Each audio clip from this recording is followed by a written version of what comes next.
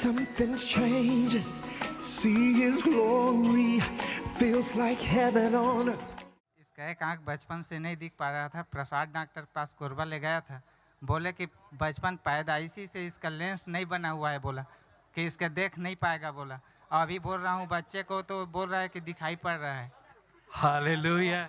This child here was born blind in his left eye. और अपनी बाईं आंख से ये बच्चा बचपन से देख नहीं पाता था। And when they went to the doctor, और जब यहीं डॉक्टर के पास ये गए थे, the doctor said डॉक्टर ने कहा that this boy was born without the eye lens. और कि इस बच्चे की आंख में जो है वो लेंस है ही नहीं। But tonight when they shouted Jesus, लेकिन आज रात जब हमने यीशु के नाम को चिल्लाया है, the boy can see clearly. ये बच्चा देख पा रहा है। Give the Lord a big clap and आइए प्रभु के लिए जोरदार तालियां बजाएं। अच्छा को बंद करने के लिए बोलो उसको। आंख से दिख रहा है, उस आंख को बंद करो। उसको बंद करने के लिए बोलो और मेरे पीछे चलने के लिए बोलो।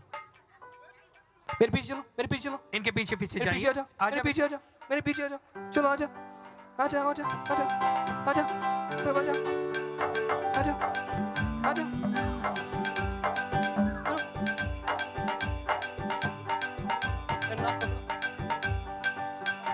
यीशु तेरी दया से अंधा देखने लगा। Thank you, Jesus. धन्यवाद यीशु। Father God, we give you the glory for this पिता miracle. परमेश्वर, हम आपको महिमा देते हैं इस बड़े चमत्कार के You लिए। healed him today.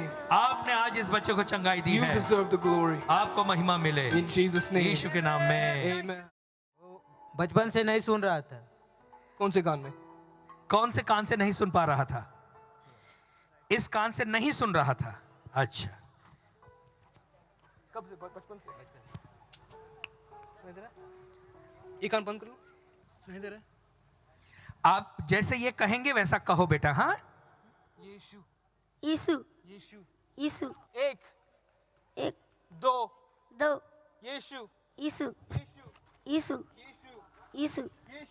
Yeshu. Give the Lord a clap and praise Him. जोरदार तालियां बजाकर प्रभु की बड़ाई करें। This child here ये बच्चा जो यहाँ है was deaf in his right ear since the time he was born. और जन्म से दाहिने कान से सुन नहीं पाता था। And tonight Jesus touched him आज की रात यीशु ने इस बच्चे को स्पर्श किया है, and opened his deaf ear. इसके कान को खोल दिया है। Thank you, Lord, for healing him. धन्यवाद प्रभु इसे चंगाई देने के We give लिए। you the glory. हम आपको महिमा देते In हैं। Jesus' name. Jeremiah 29:11. For I know the thoughts that I think towards you, says the Lord, thoughts of peace and not of evil, to give you an expected end. ಇವರಿಗೆ ಗತಿಯಾಗಲಿ ನಿರೀಕ್ಷೆ ಇರಲಿ ಎಂದು ನಾನು ನಿಮ್ಮ ವಿಷಯದಲ್ಲಿ ಮಾಡಿಕೊಳ್ಳುತ್ತಿರುವ ಆಲೋಚನೆಗಳನ್ನು ನಾನೇ ಬಲ್ಲೆನು. ಅವು ಅಹಿತದ ಯೋಚನೆಗಳಲ್ಲ, ಹಿತದ ಯೋಚನೆಗಳೇ. See, last Sunday I was teaching you something about having an expectation of how you want your life to be. ನಿಮ್ಮ ಜೀವನವು ಯಾವ ರೀತಿಯಾಗಿ ಇರಬೇಕೆಂಬ ನಿರೀಕ್ಷೆಯನ್ನು ಹೊಂದಿರಬೇಕೆಂಬ ವಿಷಯವನ್ನು ನಾವು ಓದುವಾರ ಕಲ್ತಿವು. It's important. Every child of God should have expectation about their life. ಪ್ರತಿಯೊಬ್ಬ ದೇವ ಮಗುವು ಕೂಡ ತನ್ನ ಜೀವನದ ಬಗ್ಗೆ ಒಂದು ನಿರೀಕ್ಷೆಯನ್ನು ಉಳ್ಳವರಾಗಿರಬೇಕು. And that expectation should be only because you know God thinks thoughts of peace towards you. ದೇವರ ಒಂದು ಯೋಚನೆಗಳು ನನ್ನ ಬಗ್ಗೆ ಅಥವಾ ಸಮಾಧಾನದ ಯೋಚನೆಗಳು ಎಂಬ ಒಂದು ನಿರೀಕ್ಷೆಯಿಂದ ಅದು ಪ್ರಾರಂಭಗೊಳ್ಳಬೇಕು. When you know He thinks only good thoughts towards you, your expectation will always be great expectation in your life. ಆತನು ನಿನ್ನ ಬಗ್ಗೆ ಉತ್ತಮವಾದ ಯೋಚನೆಗಳನ್ನು ಮಾಡ್ತಾನೆ ಎಂಬುದಾಗಿ ನಿಮಗೆ ಅರ್ಥವಾಗಿದ್ದರೆ ಆತನಿಂದ ನೀನು ನಿರೀಕ್ಷಿಸುವುದು ಕೂಡ ಒಳ್ಳೆಯದಾಗಿರ್ತದೆ. So many people have no expectation about their life at all. ಅನೇಕರಿಗೆ ತಮ್ಮ ಜೀವನದ ಬಗ್ಗೆ ಯಾವುದೇ ನಿರೀಕ್ಷೆಯೇ ಇಲ್ಲ. They think their life is like a galipata that's cut, the kite that is cut going where without any control. ಆ ಒಂದು ಗಾಳಿಪಟದಂತೆ ತಮ್ಮ ಜೀವನ ಇದೆ, ಅದಕ್ಕೆ ಯಾವುದೇ ನಿಯಂತ್ರಣ ಇಲ್ಲ ಎಂಬುದಾಗಿ ತಿಳ್ತಾರೆ. Only those who know God thinks thoughts of peace towards you, you can have a right expectation in your life. ತಮ್ಮ ಬಗ್ಗೆ ಸಮಾಧಾನದ ಒಳ್ಳೆಯ ಯೋಚನೆಗಳನ್ನು ಕರ್ತನು ಮಾಡ್ತಾನೆ ಎಂದು ತಿಳಿದಂತವರು ಮಾತ್ರವೇ ತಮ್ಮ ಜೀವನದ ಬಗ್ಗೆ ನಿರೀಕ್ಷೆ ಉಳ್ಳವರಾಗಿರ್ತಾರೆ. I don't know what God thinks about me. ದೇವರು ನನ್ನ ಬಗ್ಗೆ ಏನು ಯೋಚಿಸ್ತಾನೆ ನನಗೆ I ಗೊತ್ತಿಲ್ಲ. don't know what is going to happen in my life. ನನ್ನ ಜೀವನದಲ್ಲಿ ಏನಾಗ್ತದೋ ನನಗೆ ಗೊತ್ತಿಲ್ಲ. You say those statements because you have no expectation. ಆ ಹೇಳಿಕೆಗಳನ್ನು ನೀನು ಹೇಳೋದಕ್ಕೆ ಕಾರಣ ನಿನ್ನಲ್ಲಿ ಯಾವುದೇ ಅಪೇಕ್ಷೆ ನಿರೀಕ್ಷೆ ಇಲ್ಲ. Why no expectation? ಯಾಕೆ ಆ ನಿರೀಕ್ಷೆಗಳು? Because you don't know what God thinking about you. ದೇವರು ನಿನ್ನ ಬಗ್ಗೆ ಏನು ಯೋಚನೆ ಮಾಡ್ತಾನೆ ಎಂಬುದಾಗಿ ನಿನಗೆ ಗೊತ್ತಿಲ್ಲ. You need a prophecy to tell you what God thinks about you. ದೇವರು ಏನು ಯೋಚನೆ ಮಾಡ್ತಾನೆ ಎಂಬುದು ಹೇಳೋದಕ್ಕೆ ನಿನಗೆ ಪ್ರವಾದನೆ ಬೇಕಾಗಿದೆ. Thank God for prophecy. ದೇವರಿಗೆ ಸ್ತೋತ್ರ, ಪ್ರವಾದನೆ But every ಬೇಕಾಗಿದೆ. promise in the word is a prophecy for me. ದೇವರ ವಾಕ್ಯದಲ್ಲಿರುವ ಪ್ರತಿಯೊಂದೊಂದು ವಾಗ್ದಾನವು ಅದು ನನಗೆ ಪ್ರವಾದನೆಯಾಗಿದೆ. If you read 2 Corinthians chapter 1, 2 ಕೊರಿಂಥ ಮೊದಲನೇ ಅಧ್ಯಾಯವನ್ನು Verse ನೋಡಿದಾಗ 20. 20ನೇ ವಾಕ್ಯ, 2 Corinthians 1:20. 2 ಕೊರಿಂಥ ಮೊದಲು 20ನೇ ಅಧ್ಯಾಯ ವಾಕ್ಯ. Put NIV, please. Okay. You know, I tell you something amazing. Okay, verse 20.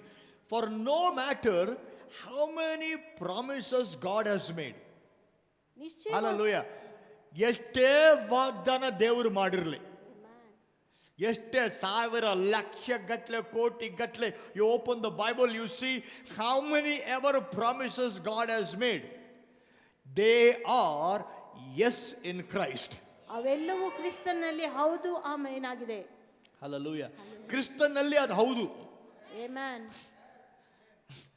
No matter how many promises God has made, they are yes in Christ. ದೇವರು ಎಷ್ಟೇ ವಾಗ್ದಾನಗಳನ್ನು ಮಾಡಿದ್ರೆ ಅದು ಹೌದಾಗಿವೆ ಕ್ರಿಸ್ತನಲ್ಲಿ. Let me put it like this. ಈ ರೀತಿಯಾಗಿ ಹೇಳ್ತೇನೆ, Any promise in the Bible which is conditional, ಯಾವುದೇ ಒಂದು ವಾಗ್ದಾನವು ಷರತ್ತಿಗೆ ಒಳದಿಂದಾಗ ದೇವರ ವಾಕ್ಯದಲ್ಲಿ all those conditions are fulfilled by Jesus.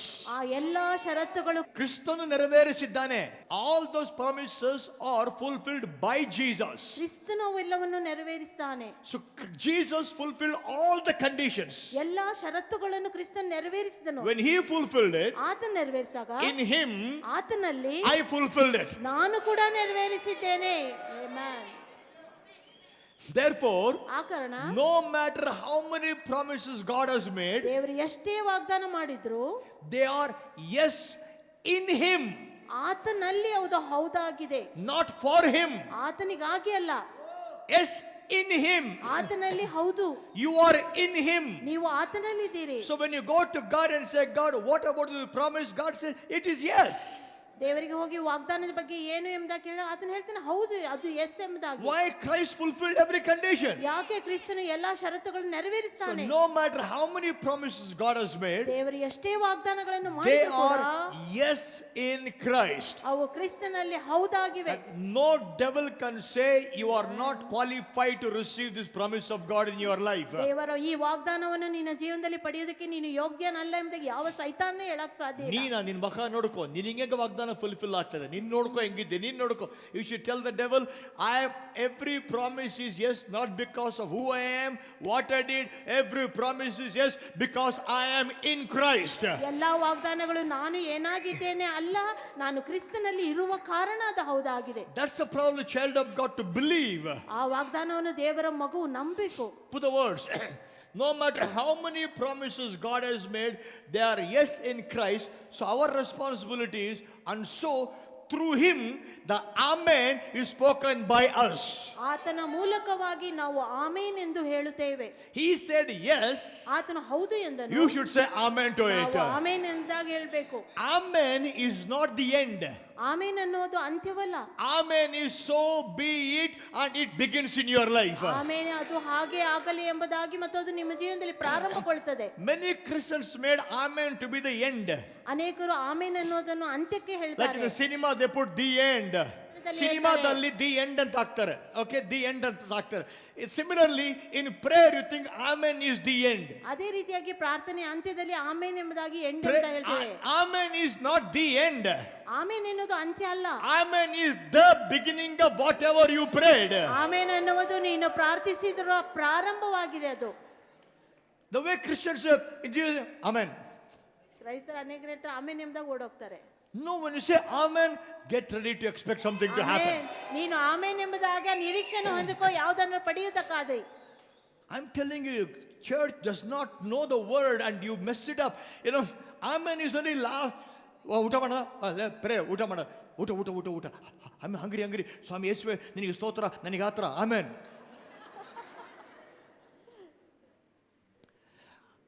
We think amen is a full stop. Amen full stop ಅಂತ ಅನ್ಕೋತೀವಿ Amen is ನಾವು. not the full stop. ಆಮೇನ್ ಅದು ಅಂತ್ಯ ಅಲ್ಲ. Amen is the beginning in your life. ಆಮೇನ್ ಅನ್ನೋದು ನಿನ್ನ ಜೀವನದ ಆದಿ ಪ್ರಾರಂಭ. So no matter how many promises God has made, ದೇವರು ಮಾಡಿದ ವಾಗ್ದಾನಗಳು ಎಷ್ಟೇ ಇದ್ರು in Christ they are yes. ಕ್ರಿಸ್ತನಲ್ಲಿ ಅದು ಹೌದು But ಎಂಬುದಾಗಿ you must say Amen. ನೀನು ಹೇಳಬೇಕು ಆಮೇನ್ That ಎಂಬುದಾಗಿ. means ಅಂದ್ರೆ you agree with God. ದೇವರೊಂದಿಗೆ ನೀನು ಒಪ್ಪಿಕೊಳ್ತಾ ಇದೀಯಾ? God says, ದೇವರು ಹೇಳ್ದ I will prosper you. ನಿನ್ನನ್ನು ಸಮೃದ್ಧಿ ಪಡಿಸ್ತೇನೆ. Your situation says ನಿನ್ನ ಪರಿಸ್ಥಿತಿ ಹೇಳ್ತದೆ you are a failure. ನೀನು ಸೋತೋಗಿದ್ದಿ. So what do? ನೀನೇನ್ ಮಾಡ್ತೀಯ? God, ದೇವರು ಹೇಳ್ತಾನೆ, God will say, and the man of God say, you don't know my condition. That means you are not saying Amen, you are saying no man. ನೀನು ಆಮೇನ್ ಎಂಬುದಾಗಿ ಹೇಳ್ತಾ ಇಲ್ಲ, no man ಎಂಬುದಾಗಿ ಹೇಳ್ತಾ ಇದ್ದೀವಿ. But whatever may situation you face, ನಿನ್ನ ಪರಿಸ್ಥಿತಿಯಲ್ಲಿ ನೀವೇನೇ you ಎದುರಿಸ್ತಾ look at the word, ವಾಕ್ಯವನ್ನು ನೋಡ್ರಿ. Lord, your word says it. ವಾಕ್ಯ ಏನ್ ಹೇಳ್ತದೆಯೋ, I will not agree with my circumstance. ನನ್ನ ಪರಿಸ್ಥಿತಿಗೆ ನಾನು I will ಒಪ್ಕೊಳ್ಳೋದಿಲ್ಲ, agree with your word. ವಾಕ್ಯದೊಂದಿಗೆ ನಾನು ಒಪ್ಪಿಕೊಳ್ಳುತ್ತೇನೆ. You said yes. ನೀನು ಹೇಳಿದಿ ಹೌದು ಎಂಬುದಾಗಿ, I am saying Amen. ನಾನು ಹೇಳ್ತೇನೆ ಆಮೇನ್ ಎಂಬುದಾಗಿ. When he says ಆತನ ಹೌದು, your Amen, ನಿಮ್ಮ ಆಮೇನ್ when they join together, ಅವೆರಡು ಜೋಡಣೆ ಆದಾಗ your expectations start becoming a reality in your life. ನಿಮ್ಮ ನಿರೀಕ್ಷೆಯು ಅದು ವಾಸ್ತವಿಕವಾಗಿ ಜರಗಲು ಆರಂಭಿಸ್ತದೆ. His yes ಆತನ ಹೌದು plus your Amen ಮತ್ತು ನಿಮ್ಮ ಆಮೇನ್ is equal to ಎರಡು ಸೇರಿ your expectations becoming a reality. ನಿಮ್ಮ ನಿರೀಕ್ಷೆಯು ವಾಸ್ತವ ಸ್ಥಿತಿಗೆ ಬರುವಂತದ್ದು. Hallelujah. Hallelujah. Hallelujah. Why people of God no expectation? ಯಾಕೆ ದೇವಜನರಿಗೆ ನಿರೀಕ್ಷೆಗಳಿಲ್ಲ? Because you look and say, my son is like this, my daughter like this, my situation like this, my condition like this, my finance like this. You look at what's happening. Stop. And start thinking what God is thinking about you. ನಿನ್ನ ಪರಿಸ್ಥಿತಿ ಏನಾಗ್ತದೆ ಎಂಬುದನ್ನು ನೋಡುವುದನ್ನು ನಿಲ್ಲಿಸು. ಕರ್ತನ್ ನಿನಗಾಗಿ ಏನು ಹೇಳ್ತಾ ಇದ್ದಾನೆ ಅದನ್ನು And ಗಮನಿಸು. he says, ಆತನ ಹೇಳ್ತಾನೆ, my thoughts towards you, ನಿನ್ನ ಬಗ್ಗೆ ನನ್ನ ಯೋಚನೆಗಳು not the thoughts of war, ಅದು ಯುದ್ಧದ ಯೋಚನೆ ಅಲ್ಲ, but the thoughts of shalom. ಆದರೆ shalom shalom shalom. Hallelujah. Hallelujah. When you understand, ಅದನ್ನ ನೀವು ಅರ್ಥ I ಮಾಡ್ಕೊಳ್ಳುವಾಗ get expectation. ನಿಮಗೆ ನಿರೀಕ್ಷೆ ಬರ್ತದೆ. What is the meaning of expectation? ನಿರೀಕ್ಷೆ ಅಂದ್ರೇನು? What is expectation? ಅಪೇಕ್ಷೆ ಅಂದ್ರೇನು? Expectation is a similar same word that is used for the word hope. ನಿರೀಕ್ಷೆ ಎಂಬ ಪದವು ಅದು ಅಪೇಕ್ಷೆಗೆ ಅದು ಹೋಲುವಂತದ್ದಾಗಿದೆ. And again, many Christians don't know the meaning of the word hope. ನಿರೀಕ್ಷೆ ಅಂದ್ರೆ ಏನು ಕೆಲವ್ರಿಗೆ ಗೊತ್ತಿಲ್ಲ. Don't worry, sister, everything will be all right. Sister worry ಮಾಡಬೇಡಿ, ಎಲ್ಲ ಸರಿ ಹೋಗುತ್ತೆ. I hope so. ನಾನು ಅನ್ಕೋತೀನಿ Brother, everything will be all right. ಎಲ್ಲೂ ಚೆನ್ನಾಗಿ ಆಗ್ತದೆ, I hope so. ನಾನು ಅನ್ಕೊಳ್ತೀನಿ. The word is hope is so hopeless. ಈ ಲೋಕವು ಎಷ್ಟು ಅನ್ಕೊಳ್ತದೆ ಅಂದ್ರೆ ಅದಕ್ಕೆ ಹೋಪೇ ಇಲ್ಲದ ರೀತಿಯಲ್ಲಿ ಆಗಿದೆ. The meaning of the word hope is, ನಿರೀಕ್ಷೆ ಎಂಬ ಪದದ ಅರ್ಥ, the meaning of the expectation of hope is, ಅಪೇಕ್ಷೆಯ ನಿರೀಕ್ಷೆ ಅಂದಾಗ, listen to this, the meaning of the word hope, ನಿರೀಕ್ಷೆ, hope, expectation, both are same. ನಿರೀಕ್ಷೆ ಮತ್ತು ಅಪೇಕ್ಷೆ ಎರಡು Both have ಸಮಾನ. same root word in both in Greek and in Hebrew. Greek ಮತ್ತು ಹಿಬ್ರುದಲ್ಲಿ ಮೂಲ ಪದಗಳು ಎರಡಕ್ಕೂ ಒಂದೇ ಇದೆ. The meaning of the word hope is ನಿರೀಕ್ಷೆ ಅರ್ಥ continuous, listen carefully. Hope is continuous expectation of good things with pleasure. ಒಂದು ಒಳ್ಳೆಯ ಸಂಗತಿಗಳು ನಿರೀಕ್ಷೆಯಲ್ಲಿ ಮತ್ತು ನಿರಂತರವಾಗಿ ಇರುವಂತ ಅಪೇಕ್ಷೆ ಆಗಿದೆ. Continuous expectation of good things with pleasure. ನಿರಂತರವಾಗಿರುವ ನಿರೀಕ್ಷೆಯು ಉತ್ತಮವಾದ ಸಂಗತಿಗಳನ್ನು, ಉತ್ತಮ ಸಂಗತಿಗಳು. Somebody say, you won a Mercedes car. ನಿನಗೆ ಮರ್ಸಿಡಿ ಕಾರ್ ಬಹುಮಾನವಾಗಿ ಬಂದಿದೆ, And it's delivered tomorrow 10 o'clock. ಅದು ನಾಳೆ ಮುಂಜಾನೆ 10 ಗಂಟೆಗೆ ಬರ್ತದೆ ಇದೆ. What do? ನೀವೇನ್ ಮಾಡ್ತೀರಿ? You expect with pleasure. ನೀವು ಸಂತೋಷದಿಂದ ನಿರೀಕ್ಷಿಸ್ತಾ ಇರ್ತೀರಿ, It's going to come. ಅದು ಬರ್ತಾ ಇದೆ. You wear good dress also. As the car will see your dress, you'll wear a good dress. ಆ ಕಾರ್ ನಿಮ್ ಡ್ರೆಸ್ ನೋಡ್ತದೆ ಅನ್ನೋ ತರ ಒಳ್ಳೆ ಬಟ್ಟೆ ಹಾಕೊಳ್ತೀರಿ. As the car will see what kind of dress you're wearing, but you wear a good dress. And keep the place ready. ಸ್ಥಳವನ್ನು ready ಮಾಡಿ ಇಡ್ತೀರಿ. Why? ಯಾಕೆ? You are expecting with pleasure. ನೀವು ಸಂತೋಷದಿಂದ ನಿರೀಕ್ಷಿಸ್ತಾ ಇದ್ದೀರಿ. Expectation of good things with pleasure. ಒಳ್ಳೆ ಸಂಗತಿಗಳ ನಿರೀಕ್ಷೆಯು ಸಂತೋಷದಿಂದ ಕಾಯುವಂತದ್ದು. That's the meaning of the word hope. ಅದು ನಿರೀಕ್ಷೆಯ ಪದದ ಅರ್ಥ. So God wants you continually expect with pleasure good things to happen in your life. ನಿಮ್ಮ ಜೀವನದಲ್ಲಿ ಒಳ್ಳೆಯ ಸಂಗತಿಗಳು ನೆರವೇರಬೇಕೆಂಬುದಾಗಿ ಸಂತೋಷದಿಂದ ನಿರಂತರವಾಗಿ ಕಾಯಬೇಕೆಂಬುದಾಗಿ ಕರ್ತನ ಅಪೇಕ್ಷಿಸ್ತಾನೆ. ಬೆಳಗ್ಗೆದ್ದು ಇವತ್ತು ಏನಾಗ್ತೈತೋ, ನನ್ನ ಕಣ್ಣು ಕಟ್ಟ ಅಂತದೆ ಎಡಗನ್ನು, ಬಲಗೈ ಕಾಲು ಗರಗರ ಅಂತದೆ, ಎಡಗೈ ಹಿಂಗೆ ಅಂತತೆ, ಕಣ್ಣು ಹಿಂಗೆ ಒಳಗೇನೋ ಗುಡು ಅಂತತೆ, ರಾತ್ರಿ ಕನ್ಸಾಗ ಹಾವು ಬಂತು, ಬಿಳಿ ಕರಿ ಬೆಕ್ಕು ಬಂತು, ಇದು ಬಂತು ಅದು ಬಂತು, ನಿನ್ನ Moka.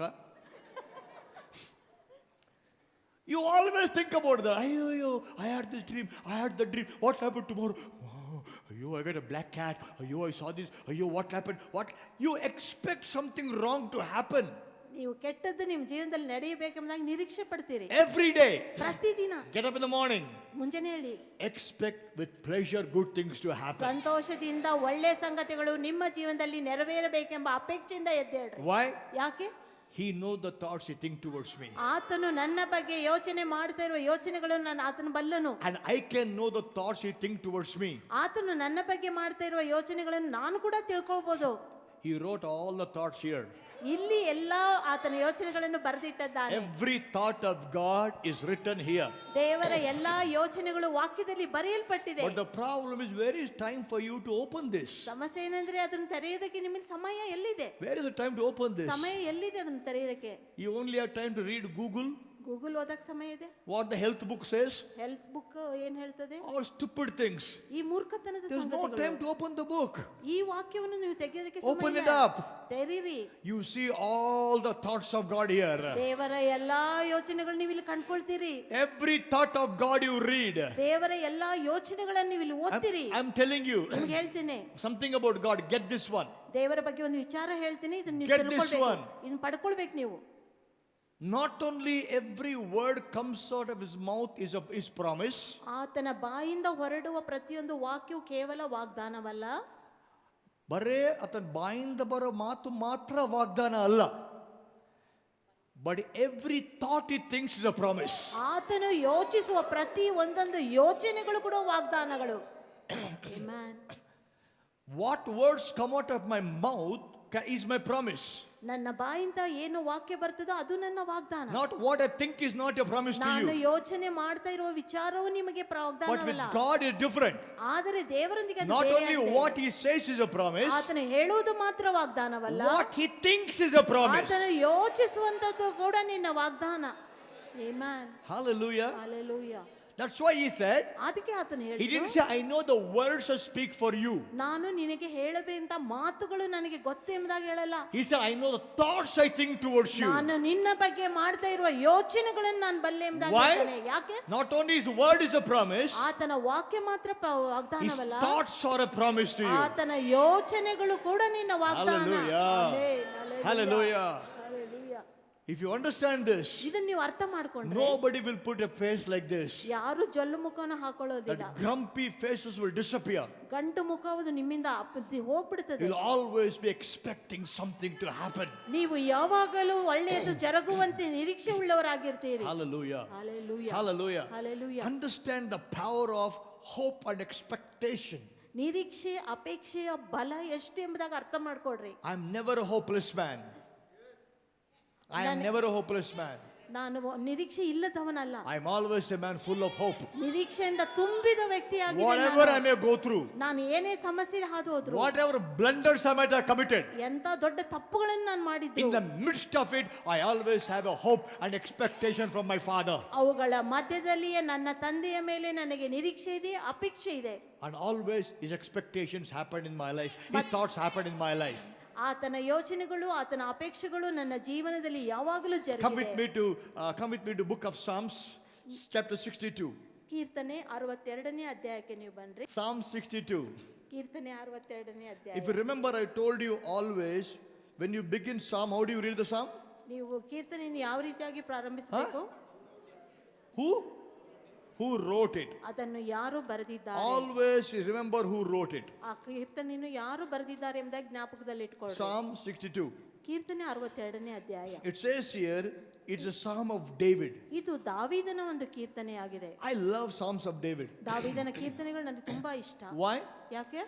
David was a normal man like me, ನನ್ನಂತೆ ಆತನು ಕೂಡ ದಾವೀದನು ಸಾಮಾನ್ಯ ವ್ಯಕ್ತಿಯಾಗಿದ್ದನು. born in a normal family, ಸಾಮಾನ್ಯ ಕುಟುಂಬದಲ್ಲಿ ಹುಟ್ಟಿದವನು, doing a normal job like a shepherd boy. ಸಾಮಾನ್ಯವಾಗಿ ಕುರುಬನ ಒಂದು ಕಾರ್ಯ ಸೇವೆ ಮಾಡ್ತಾ ಇದ್ದ. but God made him the king over Israel. ಆದರೆ ದೇವರು ಅವನನ್ನು ಇಸ್ರಾಯೇಲರ ಮೇಲೆ ರಾಜನನ್ನಾಗಿ ಮಾಡಿದನು. God's speciality is not to pick up great and make them greater.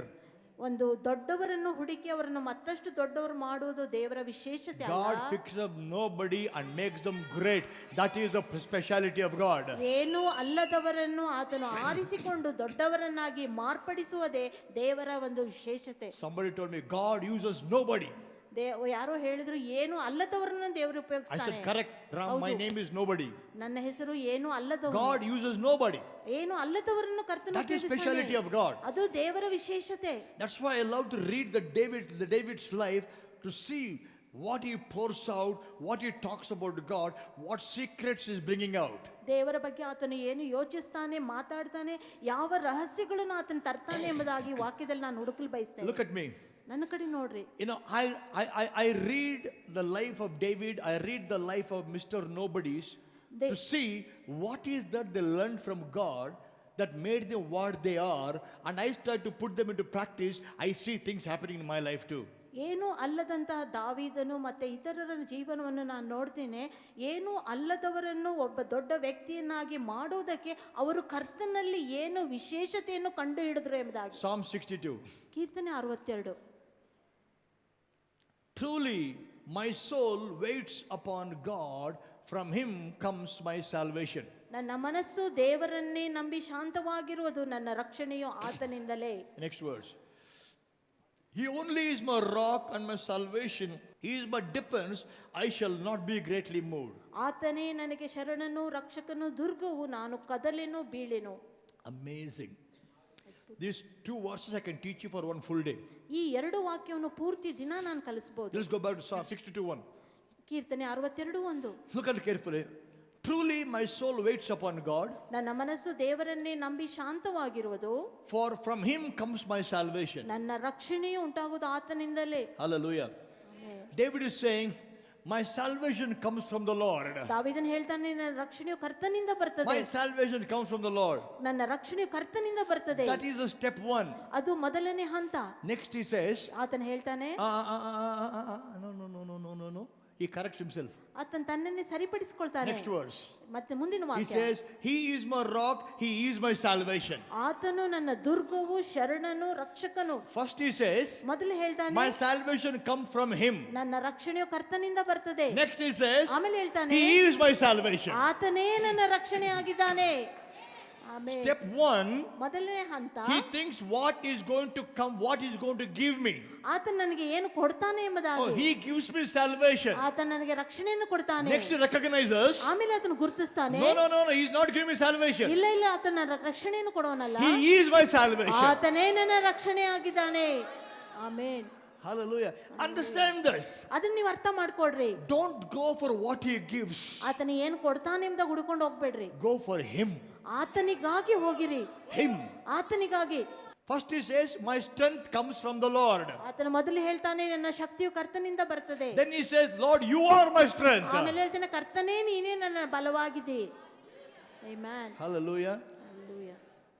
The focus shifts from what comes from him to him. ಆತನಿಂದ ಬರುವಂತದ್ದೇನು ಎಂಬುದರಿಂದ ಆತನು ಎಂಬ ಕಡೆಗೆ ನನ್ನ ಲಕ್ಷ್ಯವು The moment ಹೋಗುತ್ತದೆ. your focus shifts from what comes from him to him, ನಿಮ್ಮ ಒಂದು focus ಆತನಿಂದ ಏನು ಬರ್ತದೆ ಅಲ್ಲಿಂದ ಅದು ಆತನು ಎಂಬುದಾಗಿ ನೀವು ಗುರುತಿಸುವಾಗ, ಆತನಿಂದ ಬರೋದಲ್ಲ, ಆತನ ಬೇಕಾಗಿದೆ. Amen.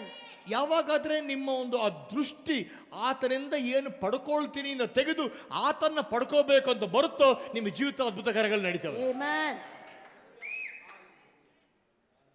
Hallelujah. Hallelujah.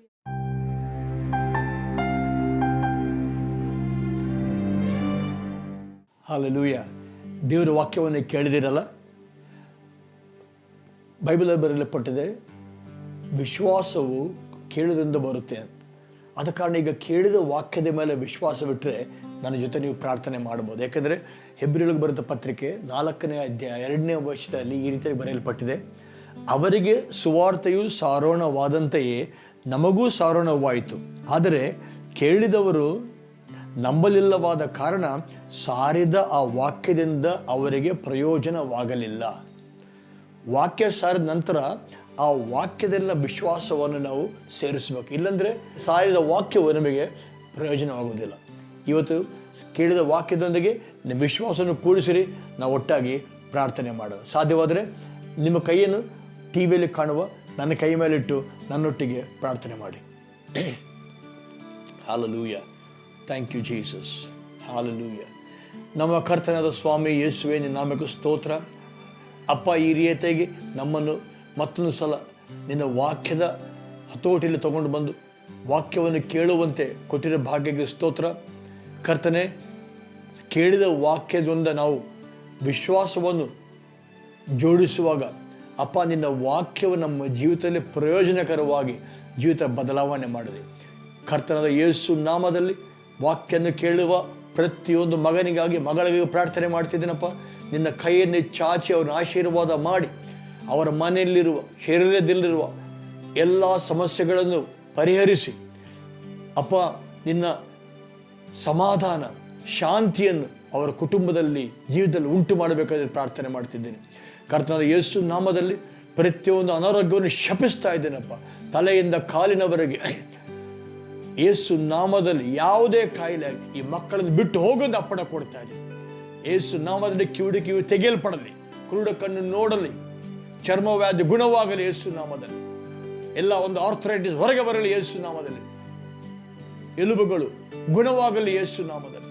ಕ್ಯಾನ್ಸರ್ ಗುಣವಾಗಲಿ, ಪ್ರತಿಯೊಂದು ಗಡ್ಡೆ ಮಾಯವಾಗಲಿ ಯೇಸು ನಾಮದಲ್ಲಿ. ನಿರುತ್ಸಾಹ, ಕುಂಗಿದ ಹೃದಯವು ಯೇಸು ನಾಮದಲ್ಲಿ ಗುಣವಾಗಲಿ ಅಪ್ಪ. ಅಪ್ಪ, ಯಾರಿಗೆ ನಿರುತ್ಸಾಹದಿಂದ ದುಃಖದಿಂದಿದ್ದಾರೋ ಸಮಾಧಾನ ಉಂಟು ಮಾಡಕರ್ತೇನೆ. ಅನಾರೋಗ್ಯದಿಂದ ಇದ್ದವರಿಗೆ ಸ್ವಸ್ಥತೆಯನ್ನು ಉಂಟು ಮಾಡಪ್ಪ. ಆರ್ಥಿಕ ಸಮಸ್ಯೆಗಳಿದ್ದು, ಹಣದ ಸಮಸ್ಯೆದಲ್ಲಿದ್ದು, ಸಾಲಗಳ ಬಾಧೆಯಲ್ಲಿರುವವರು ನಿನ್ನ ಮಕ್ಕಳಲ್ಲಿ ಕರ್ತನೆ ಅಭಿವೃದ್ಧಿಯನ್ನು ಉಂಟು ಮಾಡಪ್ಪ. ಕತ್ತಲಿರುವ ಕಡೆ ಬೆಳಕುಂಟಾಗಲಿ ಯೇಸು ನಾಮದಲ್ಲಿ. ಎಲ್ಲೆಲ್ಲಿ ಅದರ ಕರ್ತನೆ ಮಾಟ ಮಂತ್ರ ಶಕ್ತಿಗಳು ಅಲ್ಲಿ ಅದರ ಯೇಸು ನಾಮದಲ್ಲಿ ಮುರಿತಾ ಇದ್ದಾನೆ ಅಪ್ಪ. ಬಿಡುಗಡೆಯನ್ನು ಉಂಟು ಮಾಡಬೇಕಾದ್ರೆ ಬೇಡಿಕೊಳ್ಳುತ್ತಾರೆ. ಕುಟುಂಬದಲ್ಲಿ ಸಮಾಧಾನ ಉಂಟಾಗಲಿ, ಗಂಡ ಹೆಂಡತಿ ಮಧ್ಯೆಗಳು ಸಮಾಧಾನ ಉಂಟಾಗಲಿ ಅಪ್ಪ. ತಂದೆ ತಾಯಿಗಳು ಮಕ್ಕಳ ಮಧ್ಯೆ ಸಮಾಧಾನ ಉಂಟಾಗಲಿ. ಸೇವಕರನ್ನು ಆಶೀರ್ವಾದ ಮಾಡಪ್ಪ. ಸೇವೆಯಲ್ಲಿ ಅಭಿಷೇಕ ಉಂಟಾಗಲಿ ಕರ್ತನೆ. ಸೇವೆಯಲ್ಲಿ ಅಭಿವೃದ್ಧಿ ಉಂಟಾಗಲಿ ಅಪ್ಪ. ನಿನ್ನ ನಾಮಕ್ಕೆ ಸ್ತೋತ್ರ ಸಲ್ಲಿಸುತ್ತಾ ಯೇಸು ನಾಮದಲ್ಲಿ ಈ ಪ್ರಾರ್ಥನೆಯನ್ನು ಬೇಡಿ ಹೊಂದಿದ್ದೇವೆ ಕರ್ತನೆ. ಆಮೇನ್, ಆಮೇನ್. ಹಲ್ಲೆಲೂಯಾ. ನನ್ನ ಜೊತೆ ನೀವು ಪ್ರಾರ್ಥನೆ ಮಾಡಿದಿರಿ. ನಾವಿಬ್ಬರು ಒಟ್ಟಾಗಿ ಅಂಗೀಕಾರ ಮಾಡಿ ಪ್ರಾರ್ಥನೆ ಮಾಡುವಾಗ ಅದು ಪ್ರಾರ್ಥನೆಗೆ ತಪ್ಪದೆ ಉತ್ತರ ಕೊಡ್ತಾನೆ. ಕರ್ತನೆ ಹೇಳಿದ್ದಾನೆ, ಉತ್ತರ ಈಗ ಬಿಡುಗಡೆ. ನಿಮ್ಮ ಶರೀರ ಪರೀಕ್ಷೆ ಮಾಡಿಕೊಳ್ಳಿ, ಸ್ವಸ್ಥತೆಯನ್ನು ನೋಡ್ತೀರಿ. ನಿಮಗೆ ಗುಣವಾಗಿದ್ದರೆ ನಮಗೆ ಫೋನ್ ಮಾಡಿ ತಿಳಿಸಿ. ಅಷ್ಟು ಮಾತ್ರ ಒಳ್ಳೆದೆ. ಐಶ್ವರ್ಯ, ಆರ್ಥಿಕ ಅಭಿವೃದ್ಧಿ ಬರುತ್ತೆ, ಸೇವೆಯಲ್ಲಿ ಅಭಿವೃದ್ಧಿ ಬರುತ್ತೆ. Hallelujah. God bless you once again. I will see you again the same channel, same time. ಮತ್ತೆ ಇನ್ನೊಂದ್ಸಲಿ ನಿಮ್ಮನ್ನು ಇದೇ ಸಮಯದಲ್ಲಿ ಭೇಟಿ ಆಗ್ತೇನೆ. ಆಮೇನ್.